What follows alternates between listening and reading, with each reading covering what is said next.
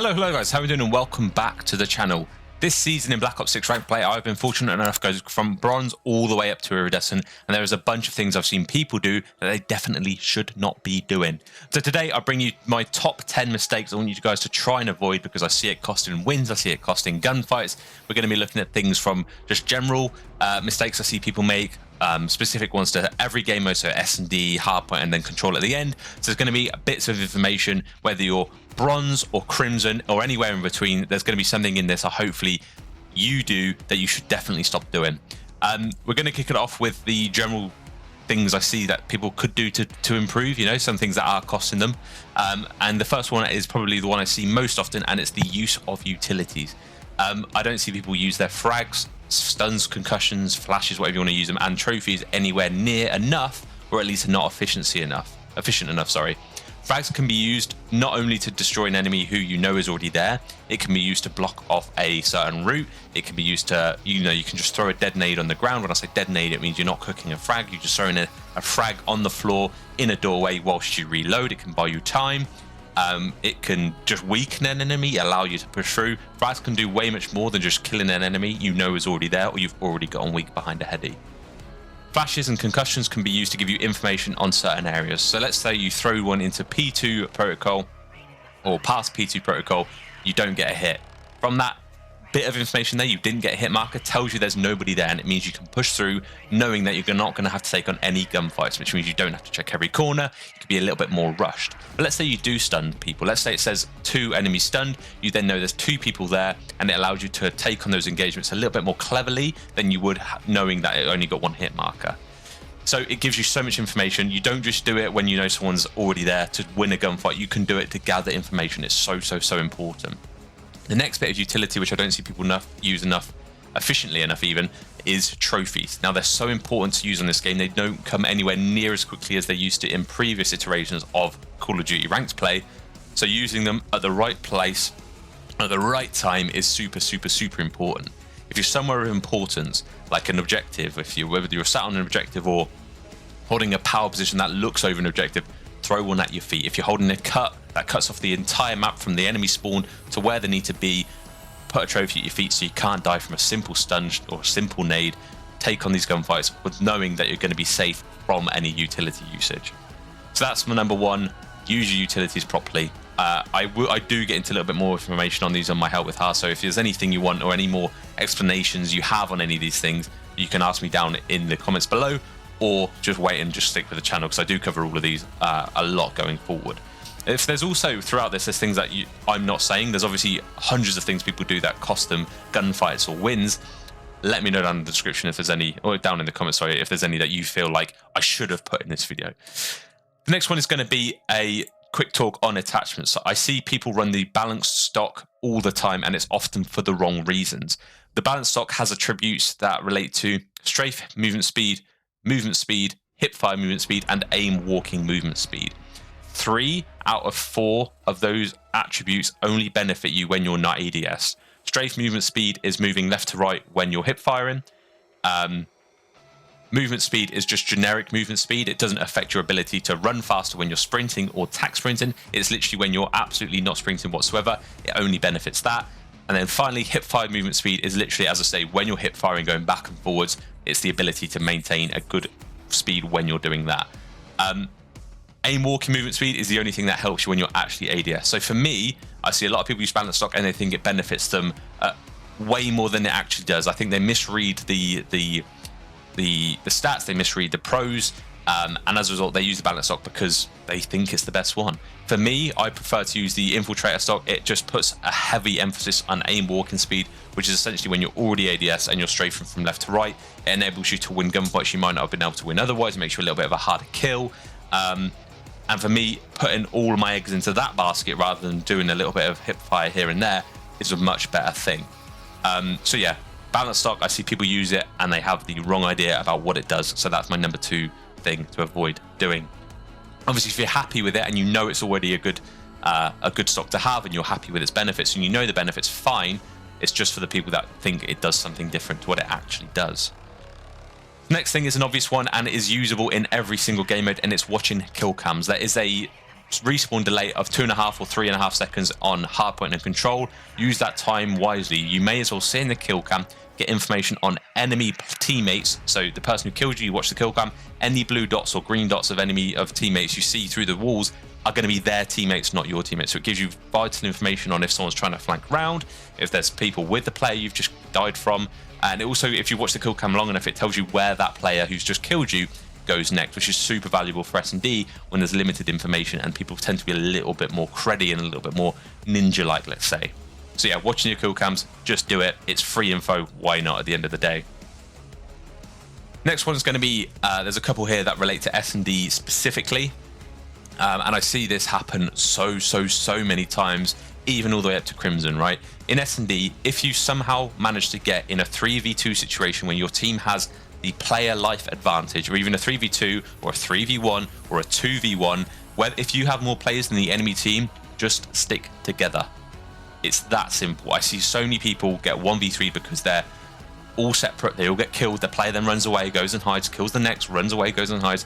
If you have the advantage, if you have the man advantage or the life advantage, whatever you want to call it, stick together. If they end up planting the bomb, if you're on defense, fine, retake 3v2, have someone bait, go in first, have someone bait the bomb defuse, sorry. There's so many things you can do if you're working collaborative as a team. And if you're solo queuing or duo queuing and you can't control the other player, just stay with them. It works so many times and I don't see enough people doing it. S&D, staying with the S&D trend. When I see people plant S&D, I see a lot of this happen. Okay, I'm going to play a little clip here. Essentially, they plant the bomb and they stay somewhere near the bomb. Okay, they're not really looking for a good, real solid hold to defend the bomb from. They go near the bomb so they can easily check it, but it makes their play readable. This is a mistake you do not want to make. Instead of doing this, what I would recommend is do almost the complete opposite. So as you're planting, just getting the clip up myself so I can see it. As you're planting, look for the furthest way. As you're planting the bomb, look around and see what line of sight can I see now that I could use when defending the defuse. This spot here is just one of many, which I'm going to put out in a later video, of a bomb check spot that you can use to make sure this doesn't happen to you. Essentially what you can do when you've got the bomb planted in this position is have every single person defending the bomb site defending you. You then check the bomb and you can't be killed because you've got players defending you, and it means you can then just defend the bomb in all its glory and stop it from being defused. Too many people sit on the bomb and it's a massive mistake to make. We're going to be focusing a little bit on hardpoint now. I know we're flying through these, but it's meant to be a quick and easy, bosh through sort of video. But the first thing I want to emphasize on hardpoint is when people rotate to the hill, not the new spawn for the new hill. This happens in a lot of higher ranked lobbies as well. People think rotating means just rotating to the hill, which is part of it, don't get me wrong, but rotating to the beneficial spawn for that hill is almost more important than being on the hill first itself. Let's take an example here. Well, let's assume we're the blue team, right? It's coming from P2, which is in the blue zone, P3 is the green zone, and P4, the next hill after the P3, is in the yellow zone at the bottom here. P2 has just ended, right? The red team have just got a really good hold of P2. The blue team have then rotated to set up for P3. Nobody on the blue team has decided to get spawns for P3, the good spawns for P3. Okay, so what happens when the red team dies? The blue team are getting the first kills because they're set up properly. They're looking at the players' positions where they're coming from P2, the red players' positions, and the blue teams get the kill. What happens now is because nobody is holding the spawn at P3, which by the way on Rewind is the better spawn for P4 as well, so it's a super important one to have. The enemy team, the red team, then actually spawn behind you, meaning that you've got some coming from the front, you've got some coming from the back, and now the red team are going to have a far better and more successful hold at not only P3, at P4 as well. So don't just rotate to the hill, rotate to the spawn. Let's take a look at what a good setup I have here, right? So this sort of ties into my next one, my next sort of trick or thing to avoid doing, and it's seeing people rotate too late, okay? When you've got 20 seconds left to the hill, do you want to either, if you've got these two options right in your head, do you want break this hill for 20 seconds and win maybe 10, 15 seconds from it, or take that little bit of spare time you have to set up properly and get the first 30, 40 seconds of the new hill? For me, you always choose the latter. If you can get that set up into a position like this, which I'm showing here, where someone has looked at the spawn and they are sat far back enough to block the spawn. You've got every sort of area covered from where they're coming from. Player number 1 here on the blue arrow is looking at the left and the courtyard push. Player number 4 is getting time. Player number 2 is cutting across from front. Player number 3 is sat back in the spawn. They can't die, but this having that spare time, instead of pushing for 10, 15 seconds maximum, spending that time to set up instead and guaranteeing a good 30, 40 second hold is far more important. The next thing here is also going to be on hardpoint. I apologize, there's a few here. But staying on time and assuming your team has everything covered. That doesn't happen, especially when you're not quad stacking. Even if you're, trio queuing or duo queuing, you can't guarantee someone has looking over you at all times. This is something I see very commonly on P1 protocol, which is the one on that little artillery gun at the top of the map. Too many people lie down and wait for the challenge to come. What you need to do is stand up, peek a little bit, jiggle a bit, snake a little bit, get info, get some, damage out, allow your team to get easy kills when they run into you, get the information, because you need to be a distraction at the end of the day. You need to be the person that the enemies are shooting at to allow your teammates backing you up to get the kills. If you're not showing, all the enemy team need to do is look for the players covering you, beam them off, and then get to you. Whereas if you're snaking, you're being a little bit difficult, you're putting damage out here, there, and everywhere, the team's going to be less effective at breaking that hill. So don't think because you're on hill, your team has it covered. Make sure you're checking things, shoulder things, snake a little bit, do something to make sure you're getting info and being somewhat of a distraction for the enemy team so they don't just focus on the people overlooking you and then run up to the hill for completely free. The next two are going to be based on control. So I see people settling on the point rather than pushing through way too many times on control. What I mean by this is, let's take protocol again as a control map. Players have control of B and the red team are capturing B. Now, instead of pushing through, the red team are deciding to just sit on the point, and that's absolutely fine. Stacking, I get, is effective, but it doesn't always have its place. On protocol, if you just sit on the time here, the blue team will spawn, or the enemy team will spawn relatively close in this blue circle, meaning that they've got a fairly easy route to a really good position, which is P2 looking over at B, okay? That's not always the best thing to do. Don't always assume that settling on the point rather than pushing through is the best thing to do. This often happens when there's only one person on the team going through. They've just managed to get out of spawn, and instead of, they get to B and they sit on B. That's not what you want to do unless there's a real time restriction. Push through the point. And what that does, especially when you look at protocol here, that changes the blue spawn to be just the other side of P2 to all the way back right of the other side of the map, meaning they've got a really longer route to get to the hill and gives your team more space and more time to get them out of spawn.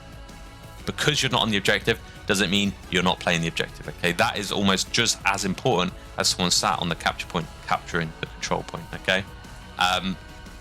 The final one, if you're spawn trapped on control, wait for the team and push together. I see so many people make the mistake of, especially on protocol, I'm going to use this as an example, when you're on offense and you're having to capture the points, a lot of the teams can spawn kill you. They can get in your archers, they can get in P3 and be really, really annoying to kill.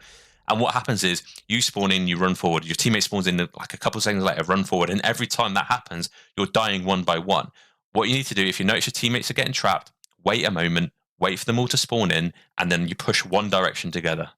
That allows for trades. It allows for some people to get through. You won't all get through successfully. Some of you will die. Some of you will get trades. Some of you will be traded, but a couple people will get through doing that. And it means you will have success at getting control of the map. Once those players out can get control, they can either sit on the point, they can spawn the enemies further and make the kills matter more. So I've whizzed through these. As I say, if you have any questions, feel free to leave them down in the comments below, and I will see you in the next video. Ciao for now.